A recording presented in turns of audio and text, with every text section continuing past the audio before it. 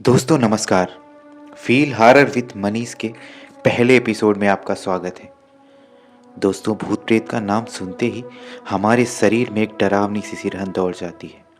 लेकिन भूत प्रेत की दुनिया हमें उतना ही रोमांचित करती है। जो कहानी मैं आज आपको सुनाने जा रहा हूँ वो कोई कहानी नहीं, बल्कि बचपन में मेरे साथ घटित हुई एक सत्य घटना है। ये उन दिनों की बात है जब मोबाइल फ़ोन टीवी का ज़माना आया भी नहीं था और हमारे गांव भी आज की तरह विकसित नहीं थे। लाइट भी कभी कभी यदा कदा आती जाती रहती थी। मैं और मेरे चाचा जी का लड़का सुमित शहर में रहकर परिवार सहित पढ़ाई करते थे। गर्मी की छुट्टियों में ही गांव जाने का मौका मिलता था और हर साल गर्मी की छुट्टियों में हम गांव जाने का इंतज़ार करते थे। हर साल की तरह इस बार भी हम गर्मियों की छुट्टियों में गांव पहुंच गए। हमारा गांव बहुत सुंदर था। चारों ओर हरे भरे खेत एवं गांव के बाहर तालाब और एक मंदिर भी था।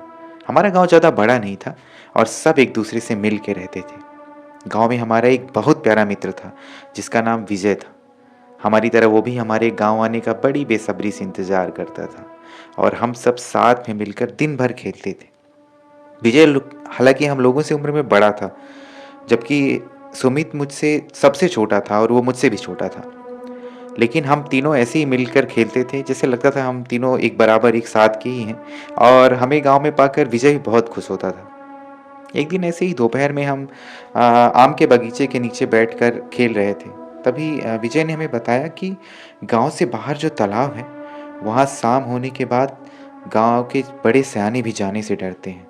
कहते हैं वहाँ पर भूत रहते हैं। लेकिन सुमित उसकी बात सुनकर हंसते हुए बोला, क्या विजय, तुम गांव वाले लोग आज भी नहीं बदले। तुम इन सब बातों को मानते हो? कोई भूत वूत नहीं होते।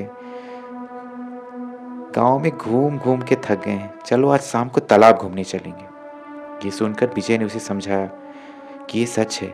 बहुत पहले तुम्हारे चाचा जी भी रात के अकेले में तालाब के किनारे चले गए थे और वो भी उसके बाद आज तक नहीं लौटे हैं और न ही आज तक उनकी कोई खबर मिली है। और गांव वाले ने उनको कहाँ कहाँ नहीं ढूंढा, लेकिन वो आज तक नहीं मिले। सुमित ने जवाब देते हुए बोला, अरे ऐसा कुछ भी नहीं है। चाचा जी को किसी भूत प्रेत ने गायब नहीं किया। वो तो घर से बाहर मुंबई चले गए हैं, ऐसा मेरी दादी ने बताया है।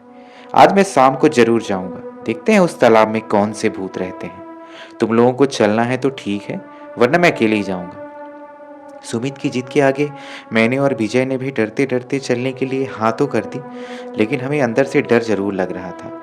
लेकिन विजय ने बोला कि घर में ये सब मत बताना कि घर से हम कहाँ गए हैं, नहीं तो घर वाले बहुत नाराज होंगे। इसके बाद हम सब अपने अपने घर चले गए। शाम को मैं और सुमित अपने अपने घर में विजय के यहाँ जाने का बहाना बनाकर विजय के यहाँ पहुँच गए और सबको बिना बताए हम उस तालाब की ओर चले गए।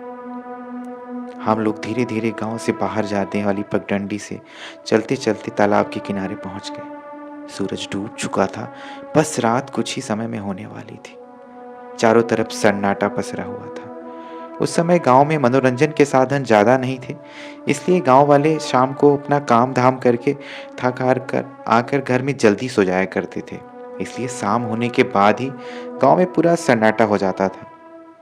आपस में बातचीत करते करते हम बस तालाब के किनारे पहुंच चुके थे। तब तक थोड़ा थोड़ा अंधेरा हो चुका था। तालाब के किनारे पहुंचकर हम तीनों बैठकर आपस में मस्ती करने लगे।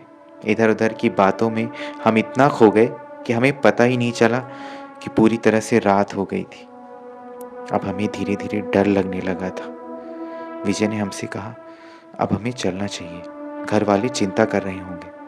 मुझे भी अब वहाँ का माहौल बहुत ही अजीब सा लग रहा था। रात होते ही एक अजीब सा सन्नाटा और एक अलग सी निगेटिविटी उस माहौल में थी। तालाब की मेड़ के किनारे बरगद का पेड़ और भी भयानक लग रहा था। लेकिन सुमित थोड़ी देर और रुकने की जिद कर रहा था और हमें देखकर दोनों को डरपोक बोलकर हमारा मजाक उड़ा रहा था। उसने बोला, देखो यहाँ कुछ भी नहीं है, तुम लोग फालतू में डरते हो, थोड़ी देर और रुकते हैं। लेकिन इसके बाद हमारे बहुत दबाव बनाने के बाद, थोड़ी देर रुकने के बाद घर वालों के डर से हम सब भी मिलके चलने को तैयार हो गए। सुमित को जोर से सुसु लगी थी। उसने वहीं किनारे सुसु की और फिर हमारे साथ चल दिया। तालाब की मेड़ पर हम तीनों ने अब गांव की ओर जाने वाली पगडंडी पकड़ ली थी। अंधेरा इतना घना था कि अपना हाथ भी पसारा हुआ दिखाई नहीं दे रहा था। फिर भी हमें घर पहुंचने की जल्दी थी, इसलिए हम किसी तरह गिरते पड़ते चले जा रहे थे। पगडंडी बहुत पतली थी, एक साथ हम तीनों साथ में नहीं चल सकते थे, इसलिए हम एक दूसरे के आगे पीछे चल रहे थे। सुमित हम सबसे पीछे, मैं बीच में और विजय हमसे आगे चल रहा था। मैंने सुमित का हाथ पकड़कर उसे तेज चलने के लिए कहा, लेकिन सुमित ने मेरा हाथ झटक दिया। मैंने सुमित की तरफ मुड़ते हुए देखा और तेज आवाज में बोला, क्या कर रहे हो? लेकिन उस अंधेरे में भी सुमित की ओर देखकर मैं डर गया। वो अजीब नजरों से मुझे घूर रहा था। उसका चेहरा बिल्कुल बदल चुका था। उसने गुस्से भरी आवाज में बोला, इतनी रात को तुम लोग यहाँ क्या कर रहे हो? विजय भी सुमित की बात सुनकर घबरा गया, लेकिन फिर हमें लगा कि वो शायद हमें डरा रहा है, इसलिए हमने हंसते हुए उसकी बात पर ध्यान नहीं दिया। विजय ने बोला, मजाक मत करो सुमित, हमें लेट हो रहा है, जल्दी चलो। सुमित ने फिर भारी आवाज में बोला, जितना बोला उतना करो, मेरे आगे आगे चलो और पीछे मुड़कर कभी मत देखना। हम उसकी आवाज़ सुनकर थोड़ा डर गए। क्योंकि हमें घर जल्दी पहुंचना था, इसलिए हम दोनों ने आगे आगे चलने का ही फैसला किया, क्योंकि हमें मालूम था कि सुमित थोड़ा जिद्दी है, वो अपनी ही बात मनवाएगा। अब हम तीनों ही शांत थे, बस चुपचाप चले जा रहे थे। आगे मैं, बीच में विजय और पीछे सुमित। धीरे धीरे चलते चलते हम गांव के नज़दीक पहुंचने ही वाले थे। जब हम गांव के थोड़ा नज़दीक पहुंचे तो हमें थोड़ा सा अच्छा लगा, हमारा डर थोड़ा कम हुआ। फिर हमने पीछे मुड़कर देखा। हम दोनों ने जैसे ही पीछे मुड़ के देखा, हमारी आंखें डर की वजह से फटी की फटी रह गई। हमारे पीछे सुमित नहीं था। हम दोनों को बहुत डर लगा। हम दोनों ने सुमित को आवाज़ लगाई, पीछे मुड़कर कुछ दूर जाकर उसे ढूंढा भी, लेकिन सुमित कहीं नहीं था। हम बहुत डर गए थे। इससे आगे जाने की हम दोनों की ही हिम्मत नहीं थी। रोते रोते हम दोनों ने फैसला किया कि घर जाकर बड़ों से सब बता देंगे और गांव के बड़ों के साथ चलकर सुमित को ढूंढेंगे। इसके अलावा हमारे पास कोई चारा भी नहीं था। हम दोनों भागकर सुमित के घर पहुंचे। बरामदे पर पहुंचते ही हमारी चीख निकल गई। सुमित दादाजी और बड़े पापा की बगल में बैठा हुआ था। हमको देखते ही वो हमें लाल सुर्ख आंखों से घूरने लगा एवं गुस्से से अंदर जाने के लिए कहा। उसका व्यवहार देखकर घरवाले भी डर गए, लेकिन हमारे गांव के सबसे बड़े, सबसे सयाने दादा ने हमसे पूछा, तुम लोग कहाँ गए थे? डरते डरते हम लोगों ने उनसे पूरी बात बता दी। उनको माजरा समझते देर नहीं लगी। उन्होंने घर के अंदर से गंगा जल और मंदिर से राख लाने के लिए कहा एवं सुमित का हाथ पकड़कर कुछ मंत्र पढ़े और गंगा जल छिड़क कर वो राख उसके माथे पर लगा दी। ऐसा करते ही सुमित तेज आवाज में गुर्राने लगा। दादा ने पूछा, कौन हो तुम और यहाँ क्यों आए हो? सुमित तेज आवाज में बोला, मैं रमेश हूँ। रमेश सुमित के चाचा जी का नाम था। उसने बोला, आज मैंने तीनों बच्चों की जान बचाई है, मैं इन्हें घर पहुंचाने आया हूँ। अगर आज मैं वहां ना होता तो ये भी मेरी तरह कभी वापस नहीं लौट कर आते। उस बरगद के पेड़ में ब्रह्म राक्षस का वास है।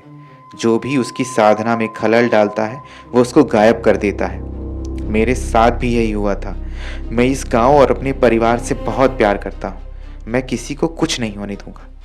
इतना बोलकर सुमित बेहोश हो गया। पूरी रात उसका शरीर बुखार से तपता रहा। सुबह गांव के डॉक्टर चाचा ने उसका इलाज किया, तब जाकर सुमित ठीक हुआ। इस घटना के बाद आज तक रात में क्या, हम सुमित दिन में भी उस तालाब के आसपास भी नहीं जाते। हम आज शहर में बहुत अच्छी जॉब करते हैं।